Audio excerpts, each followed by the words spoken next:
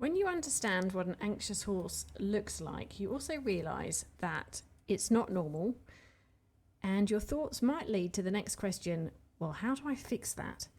Keep listening because Mark is going to talk you through ways to help two horses that carry a lot of anxiety. Hello, welcome to Mark Langley's Horsemanship Podcast, a podcast helping people to understand their horses better, to provide solutions in a calm, connected way. I'm Jenny Langley. And I'm Mark Langley.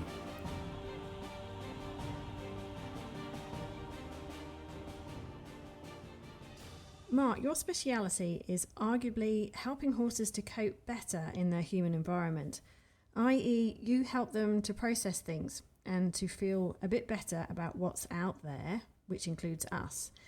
It's a seriously specialised field and one that many people come to you for, but not everyone can get to your clinic. So this week, you're going to guide us through helping two different horses that need help in this area. Now, your first horse is a horse that has been owned by someone who's had him for 16 months but hasn't done a lot of work with him. She did, however, know that he was completely shut down. So she hasn't ridden him for a long time, over a year. She noticed that he was so shut down, he was fearful of his new environment and anything on the ground under saddle. Now he's a little bit more settled into his new home and he's not so much shut down. But she can see that he's still carrying an awful lot of worry, stress and tension. And in those situations, she will retreat out of his area. Now, it's taken a huge amount of time to get any connection with him, and she's now got that, to the point that if he sees her, he'll whinny and come running to her when he hears her voice. He's very food orientated, almost like a Labrador, and he has been restricted in his eating area. So his owner is taking him to a new paddock each night for grazing, and he relies on her to do that every time. She's been doing it at Liberty. Now what she's doing is putting the halter on him, leading him into this new night paddock, even though he was probably there the night before, and then taking him back out, taking his halter off, and just seeing if it go in by himself. Now, it's taking her 2 or 3 leading and unhaltering experiences before he will actually be confident enough to go in by himself. She reasoned that she's now doing that new routine and she's trying to lead and unhalter and give him confidence by thinking more and reacting less. So his reactions can be that his body tightens and stiffens, and sometimes he'll freeze, snort, hyperventilate, he'll have wide eyes, he'll have nostrils, so she notices breathing changes. So she's trying to give him a little bit more confidence so that going into this new paddock isn't so scary. It seems to be working, but she'd like to know, is she using the right approach? And is there anything that she should or shouldn't be doing? So, Mark, it's a wonderful sort of picture that she's given us of this very frightened horse that obviously gets overwhelmed by a lot of things and is quite dependent, it seems, on this new owner. Really likes food. Can you just shed a little bit of light on what sort of you are picturing of a horse in your head? Like what characteristics or red flags can you see at this early stage? Yeah, well, when anyone buys a horse that's been shut down and sort of worked in a certain environment and they've stopped thinking and searching and processing, it's very it can be very confronting when those horses open up, because you suddenly get a horse that's, it could have aggression, it could have anything towards people. By the sounds of it, you're doing a good job making a connection between you and your horse, and the horse starting to trust you and feel safe with you. The catch is, and this is always the catch, is with any horse that we're going to be dealing with in some form or another. And it doesn't matter how you're dealing with your horse. If it's just a horse you're going to have out in a paddock, it's a horse you're going to ride, is they have to have a certain level of confidence and ability to process the environments they're in and the situations that they're in and could be put through. So, the connection can be very good, but a horse that doesn't have a lot of confidence is going to rely on that connection and rely on you and maybe the food stimulants to give them a good feeling. But when they have to process things on their own, they find it quite difficult. So, and also you've got to look at is what caused the horse to be shut down? What training has he had? all those sorts of things, because a lot of times we're trying to readjust how the horse processes pressure and get them to find good solutions to situations that are a little bit challenging. And even a part of the question there when you said, when he finds it too much, you'll retreat, let him reset a little. Now that's a good thing to do in a sense, but it can be also a negative thing. You felt it's right to retreat and say let him reset a little bit and get a little calmer. But then by retreating, he hasn't found a solution and he hasn't searched. And I think there's two ways to go about it. One thing I would start to do is a lot of horses that are starting to rely on the connection that we've built with them. I'll walk them at a distance. I'll have them, maybe 8 meters away on a rope, and walk them, one step at a time through new environments. So they have to process the environment as they're walking through into it. So it doesn't matter where they're going. Could be just from one end of an arena to another. But I've seen horses that'll just follow their owners everywhere, and then all of a sudden, when they're let go in that space and the owner leaves, they run around and they're really frightened. So I think just walking at a distance and processing as they're going is super important, not just relying on the nice connection that they have with you. Can we just go back a step then? So why, before we go into too much training detail, why is this horse or any horses that tend to be shut down, why aren't they processing? What's happened? Their ability to process gets taken off them. So like a simple scenario, I call it commercial, and it kind of is like there was a commercial style of horsemanship that, had this drive, draw, desensitized kind of, program. And if people weren't intuitive to what their horses were going through, what they were feeling, it was very easy just to sort of get a horse to stand still but feel troubled about it. So an example might be, someone wants to put a saddle on a horse. So they let the horse move its feet away from the saddle blanket. So they just keep sort of, putting the saddle blanket near it until the horse, keeps moving. But then the horse goes, well, that didn't work, I'm going to stop. And then the horse stops. But that horse might have just sort of gone, I'm just going to stop searching and trying and just stand still and go into a learned helplessness state. So the reason they shut down is they have the right to act on their thoughts taken off them. So when you train a horse, you're trying to get them to act on their thoughts, and you're kind of listening to their thoughts and helping them process those things. If you take that off them too quickly, then they just go into a learned helplessness state, and that's what happens with a lot of horses. Is they just sort of they stop searching, they stop thinking, and then when we ride them, what usually happens is to get them to go, people are just kind of pushing them away from pressure, pushing them along with the legs all the time and steering them, but the horse is not really actively searching. It's not going towards its thoughts in a forward thought. It's just kind of moving away from pressure, and then when the pressure goes away, it just stops and says, don't do anything, just don't make a mistake, don't. So when we give them room to think, they get really lost and they can get really troubled about it. But it's all part of the healing process, unfortunately, is we have to bring them out and then show them they can do it.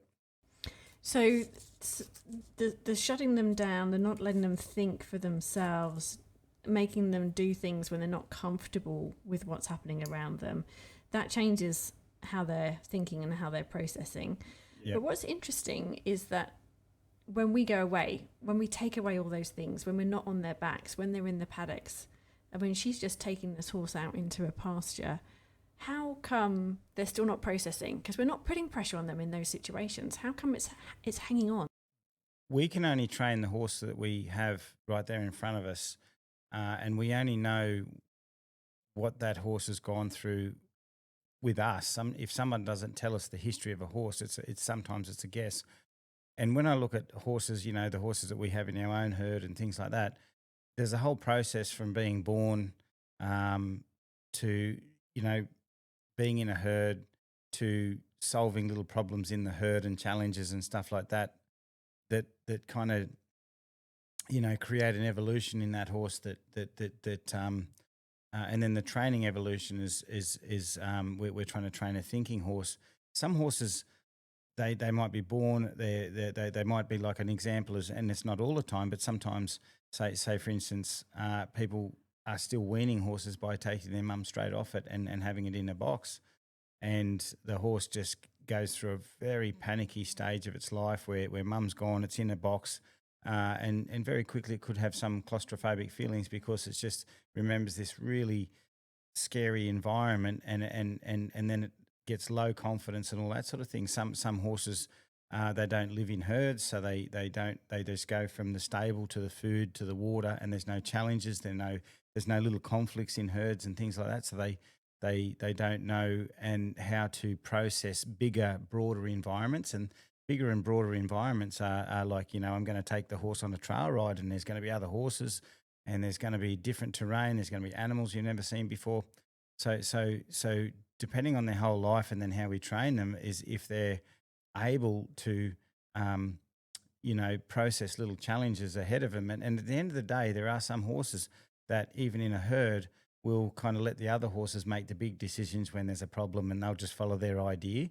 So when they're out on their own, they go, oh, there's no one here to do that, and I'm not a very confident horse. And if they have had bad weaning, if they've had bad training, then their confidence to process things is really, really low. So they really struggle. And that's why they connect sometimes to their owners really well, because they almost want to hand over the trouble and say, you just take it on board. And so when we put them on their own, they get super separation anxiety. So she's right then with her assessment that this horse has got low confidence. Yes. Yeah, right. Yeah, okay. sure, yeah. And so let's go back to the training. What was one of the things that she can do? Because remember, with this question has come from Cheryl, and Cheryl, Mark, is all about helping your horse to improve, not just improve its confidence, but to be able to think and sort of help it come out of the shutdown state. So we need to be quite active in what we're doing. So let's hit over some ideas, Mark.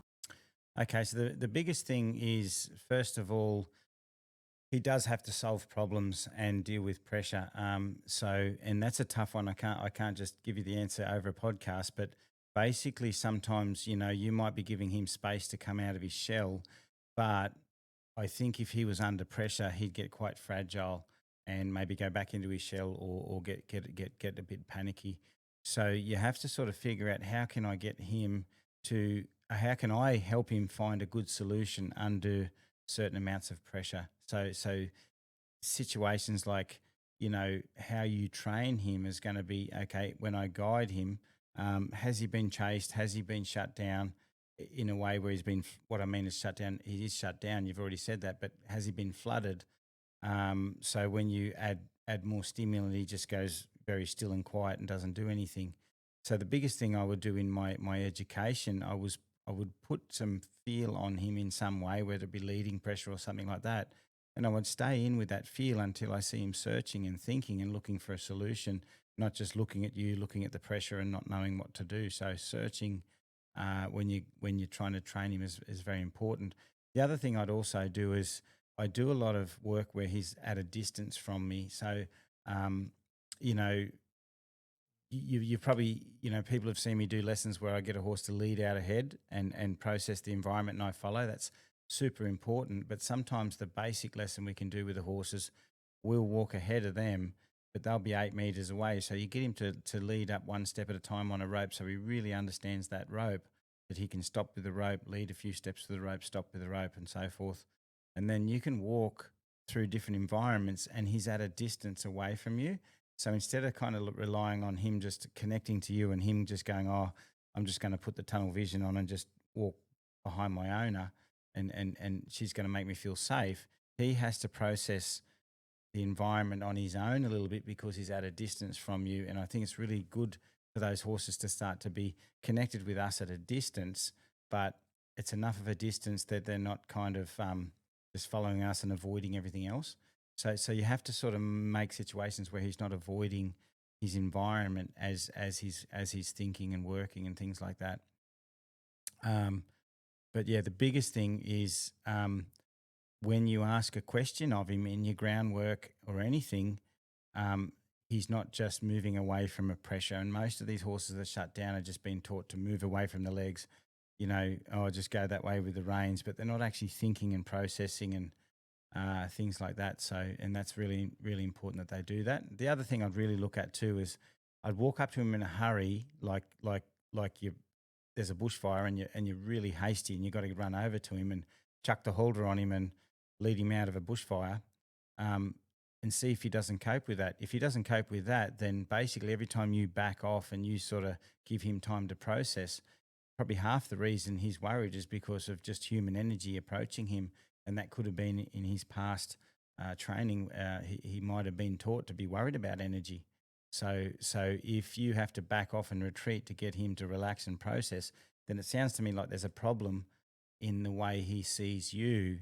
So if you stay calm and kind and listen to him, he's going to trust you, but he's not going to trust anybody else because you've had to withdraw a little to get him to come out of his shell and become a bit more confident. So some of that could be he's frightened of energy. So maybe set it up so you can walk up to him with energy, touch and go, leave him alone and do it again. So eventually he goes, oh, I'm not even frightened of you when you jog to me. That's because you like me and I trust that.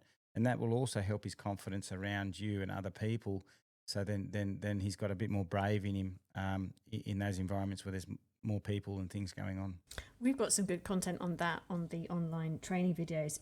Cheryl, so you can see that. We've got some more content coming out this month too, actually, where Mark was helping a specific horse with just that. And a change in that horse was really impressive over the course of the clinic.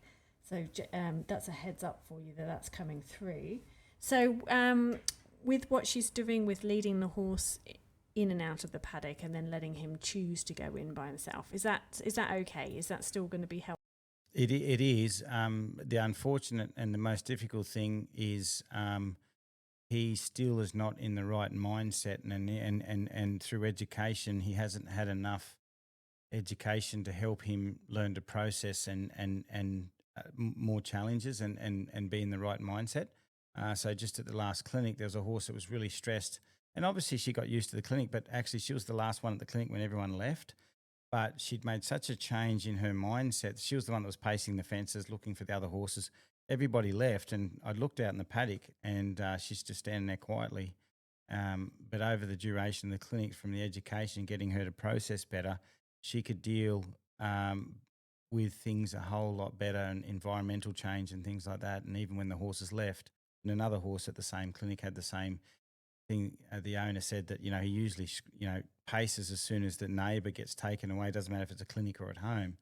But as he started to become a lot more confident, when they took another horse out of the paddock that was near him, he would whinny and then he'd go, just go back to about his business and be calm. So, so the good education and the confidence building will help the horse process the new paddock.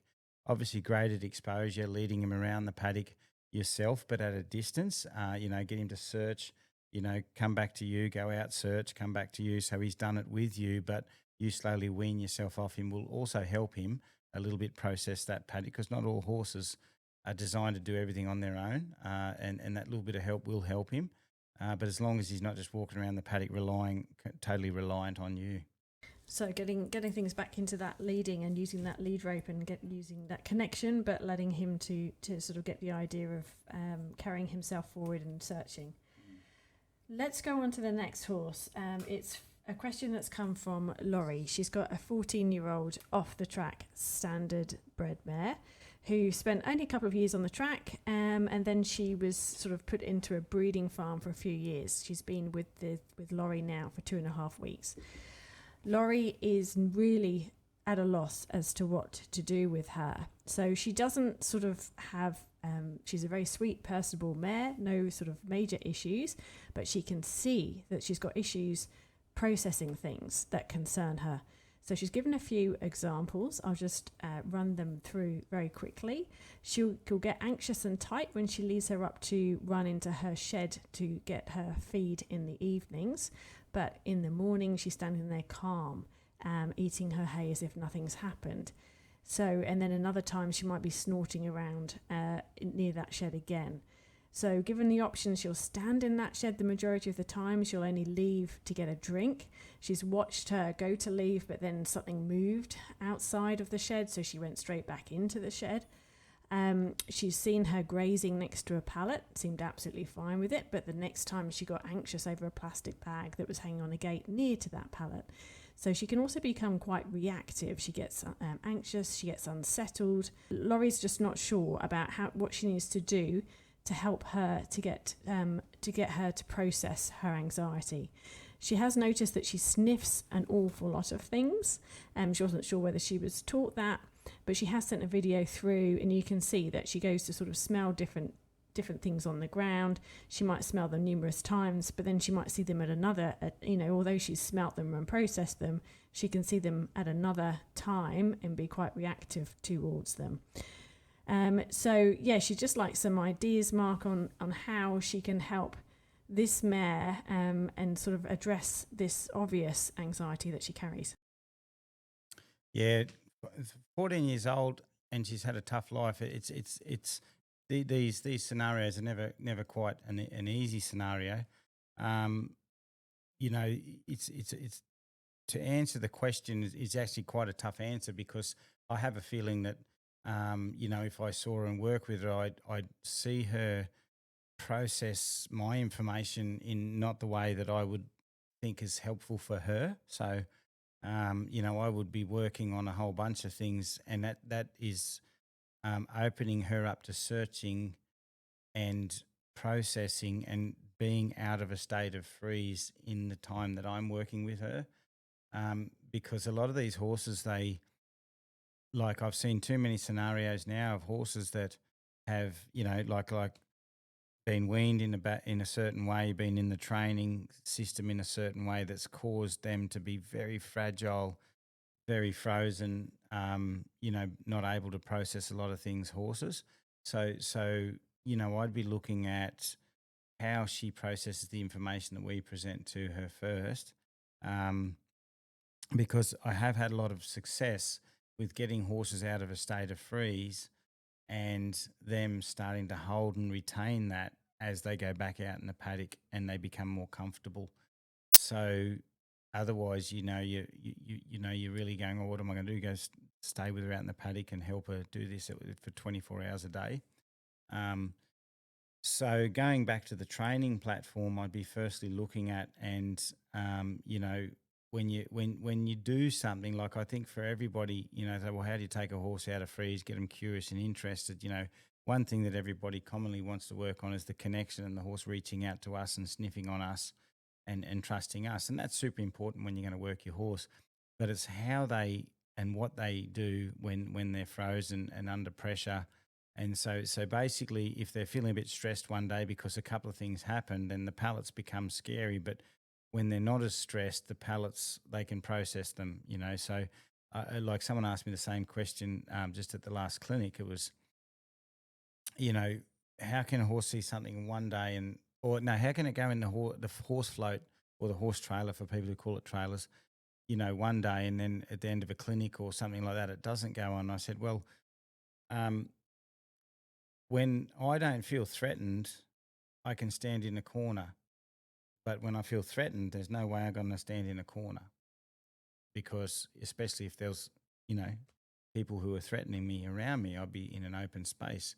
I don't want to be backed into a corner. So a horse won't go into a claustrophobic environment when it's feeling threatened or its anxiety's up in a certain way, because that is just a stupid thing for an animal to do, to put itself in a box when it starts to feel it's scared for its life or something like that. So basically, when it's not scared for its life, it'll go into a box and go, well, I don't feel threatened, so I'm a bit curious and I'll go in there. So, and that's the same with anything. Like, there could be something that scares a horse, but it just depends how much anxiety that went through the night or going up there, or memory in a certain pattern that's just happened, that makes the horse scared of something randomly. And just because they sniff things, it doesn't mean they process things. Horses, they're like people. I don't how many people get distracted on Instagram and Facebook or whatever they're on these days and go, oh, what have I just done for the last half hour? People think horses, these sentinel beings, and they're, amazing, and they are. But I've seen horses go off sniffing all sorts of things, and they're just off with the fairies sniffing, and they're just smelling the smells that are right in front of them right there. And they're not actually really processing the environment or anything. They're just going, oh, that's a smell. That smells like another horse. Oh, that's another horse's urine. Oh, I can smell that. Oh, that's hay. I say there's been hay here before. And then all of a sudden someone will clap and the horse will get a big spook. Well, it was just off. Like, so that smelling was just someone off watching Instagram videos, getting lost in that, not really processing what's around them. So you've got to think that they also do that. And sniffing may look like they're processing, but it doesn't necessarily. It's just, oh, I can smell something. So we have to take that on board. Same with food. Horses that stress eat. Oh, I'm eating food. I just like that, but I'm going to just block everything else out, and I'm going to stress eat. So they can. That's why sometimes food's a dangerous thing around anxiety, is because a horse will start to stress eat, just like a person will go and have, chocolate or alcohol or whatever to when they're stressed. It's like, I'll deal with it with that instead of figure out what the problem is. So the sniffing that she's doing could actually be her trying to avoid having to do other things like process. She just might have noticed a smell in there that day, or she might be genuinely sniffing it, and it's I just can't say. It could be a healthy sniff that's really getting at a process, but as I say, when she's curious, she'll sniff. When she's nervous, it's still a threat. So sometimes horses will sniff a threat, but when they're more threatened, they won't go and sniff the threat. They want to be away from it. So it doesn't mean she's fully processed those scary things. It means that particular day she's got a little bit more open. She's more open, more confident, because there's certain prerequisites that haven't happened to make her nervous, or things that have happened prior to that. So she's got enough room in her to cope with that. The worry cup is not as full, so she can cope with being a bit curious about something she's scared of. And that's usually what happens with a lot of horses. But going back to the sort of training side of it is, you really got to get them to, when I pick up on a rope on a horse and I put it to the side, say if I just want to lead a horse out around me, for a horse like her, you want to see her look away and search into that environment, not just look at you and the pressure and just go like a robot. And a lot of the standards I meet, they just, like, they've been taught to go in, stand really still when they get harnessed up, and then they go brrr, and their mind goes 100 miles an hour as soon as they move in that cart and they're out on the racetrack. They're kind of like, and it's just a frantic sort of thing. So they just they'll go really still and not process, and they'll shut down, and then all of a sudden they'll go on overload. So, when you work them, it's so important that you're watching that adjustability of the mind. So, and anyone that's got horses like this, if your horse is staring off into the distance, try and interrupt it. If you can't interrupt it, whatever you need to do, like bang your leg, take a flag, but interrupt that horse's thought. Then when you've interrupted it, let it have that thought back again, and then try and interrupt it again. You're not trying to get the horse completely hyper-focused on you, but otherwise then that's just another uninterruptible thought. And going back to connection, some horses just focus on their owners, and they're actually still not, then their mind's not in a state of flow where they're thinking left, thinking right, what's over there, what's here. So what I'd look in your horses, how interruptible and how flowy are her thoughts? Does she look over there when you ask her to look over there with the rope? And then when you say you've looked over there and look back over here, does she look back over there? If she gets a fixation, can you say, let go of that? And then if she can, well, obviously it won't be a fixation. If it was a fixation, she won't let go of it. But if you do see that fixation, it's essential you get them to let go of it. So basically you just interrupt a thought, they'll take on a new thought. Leave them have that for a bit, interrupt that, they'll take on a new thought until you see a brain that's moving around. And then when you see that brain moving around and those thoughts moving around, then you can guide those thoughts, and you can guide them into looking into an environment that might challenge them and things like that, not just avoiding it, not thinking somewhere else and hyper-focusing on it. Like, how many people have a horse that hyper-focuses on safety and never actually looks off to where you want them to go? They're just always wanting to go back to the gate. So with this mare, it's not about changing her environment, limiting or giving her full access to that shed, nothing like that. It all comes down to education again. So presumably on the ground, back with the halter, back with the lead rope. and let's see where her thoughts are and see if we can manipulate those thoughts and get them flexible so that then she can learn that she can think in different areas. And that's all going to help her to open up and process. And once she is mobile in her thoughts, and then you teach her to problem solve. So, obstacles, anything like that, when they're thinking and they're sniffing and they're adjustable and they're not frightened of the pressure. So, there's a whole bunch of work you're going to do is getting them not frightened of a lead rope and a holder on her head and the pressure of that. That we have to do so much work in them not trusting the things that we're providing, like, the pressure that we're providing and the feel and guidance we're providing. And a lot of horses don't even trust that. So when she's mobile in her thoughts and she trusts your guiding pressure, then you guide her to things that trouble her and help her process those things so she gets better at problem solving and things like that. And then, you can lead her in, like I've done a podcast years ago. Someone asked me, it was a talk over on a video, and they said, the horse doesn't like the stable. I said, well, did you treat the stable like a horse float or a horse trailer? And they went, I said, yeah, no, teach that horse to lead into that as if you're gonna sort of use that to cart it for 5 hours in, and so because the horse would go in and out, but they never treated it as this is a really scary place, and I've got to treat it like loading into a really scary horse float, backwards and forwards, in and out, process the whole thing, move around in the whole thing softly, and get them to really process being inside that stable. And when they sort of thought of that and did that, they went, that really worked. The horse is good in the stable now. I said, well, you would have had to do that in a float. So what's the difference with the stable? Wow. And that video is actually on the online videos as well. So Mark, while you've been talking, you've been shedding a whole load of light on how we can really help these horses that have been put into this highly anxious state, and they carry that anxiety with them. It affects how they behave in the paddock with the herd. It's sad to hear it, but it is incredibly common, especially horses that have had a lot of education, because they've been put in environments where they've had a lot of pressure as well, and it's pressure they haven't understood. So it's wonderful to hear that you can help them, and of course, how you do that is fascinating. If you want to see Mark live in action, he's going to the States next week for quite a few weeks. So I'm just going to quickly give you the rundown if you're over there. So Oaks should be in Florida, 3rd to the 6th of May. Shelby, Kentucky, 9th to the 12th of May. Rochester, Minnesota, that's 15th to the 18th of May. Redmond in Oregon, 22nd to the 25th of May. Driggs in Idaho, 28th of May to the 1st of June. And then he's presenting at the Western States Horse Expo, 6th to the 8th of June. If you can get to that event, it is fantastic, and it's very orientated towards helping horses. So there's a huge amount to learn from these shows, as you know. But he will be there every single day, presenting twice a day. So do go along and see him. And if you can get to any of the clinics, you're most welcome to come and fence sit, audit, and see how Mark is making these changes on the horses. So we'll leave it there for this week. But thank you, Mark, for your incredible insights as ever. And we will talk to you again soon. Thank you, Jenny, and thank you, everybody. If you enjoyed this podcast, please like it, share it, or send us a comment.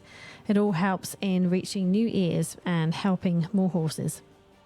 And if making a change in your horse appeals to you, Mark offers his direct support and a diverse learning platform. Head to marklangley.com.au and grab your 7-day free trial.